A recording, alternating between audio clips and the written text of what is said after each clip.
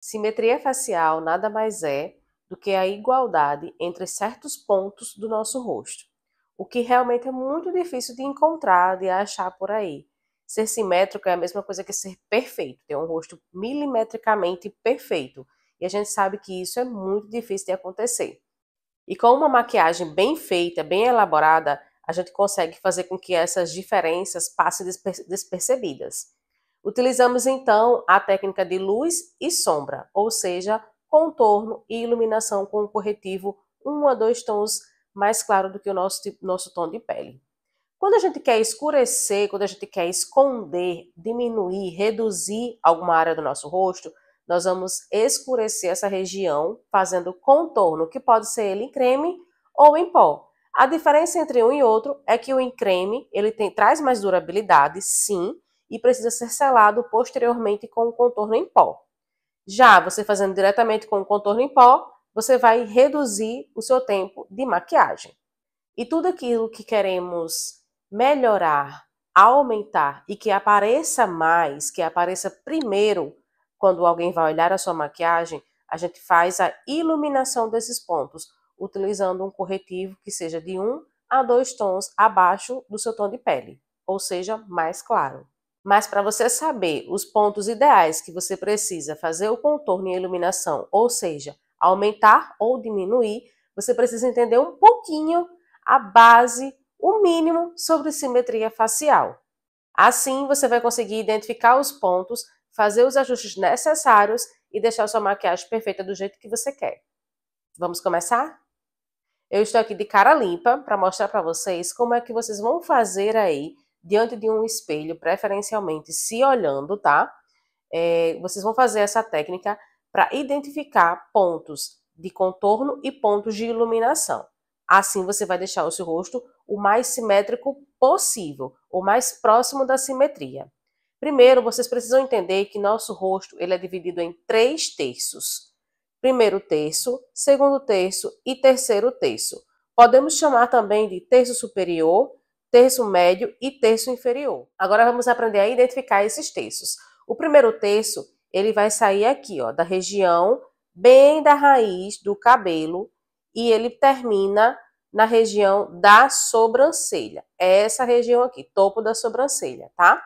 Esse é o primeiro terço ou terço superior. Digamos que nesse terço aqui, a gente tenha mais ou menos aproximadamente 3 centímetros.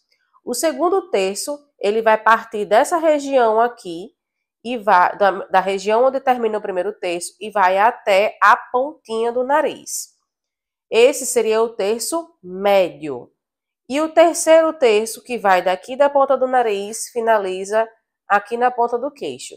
Mas não é embaixo, tá? É onde você ainda consegue visualizar o seu queixo. Esse seria o terço inferior.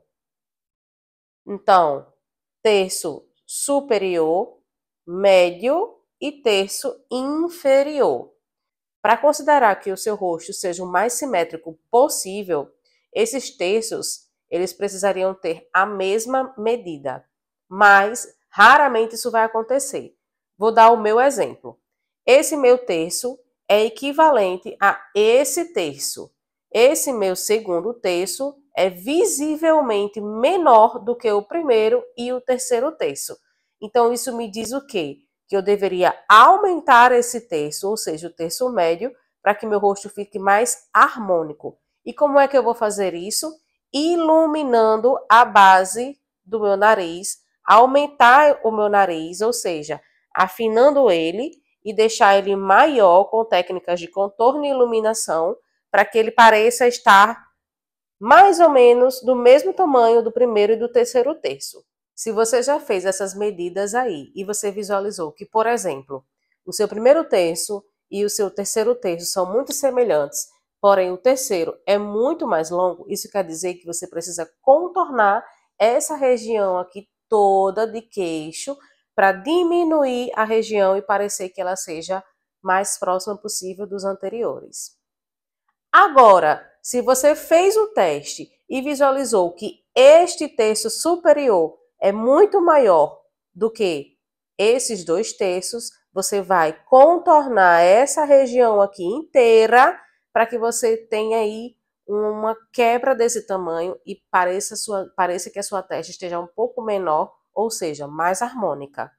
Sendo assim, com essa aula, você aprendeu as regiões que você vai aumentar, ou seja, que você precisa trazer mais luz, colocando um corretivo mais claro, e as regiões que você vai reduzir, diminuir, fazendo então o contorno, tá? Espero que vocês tenham entendido e até a próxima aula.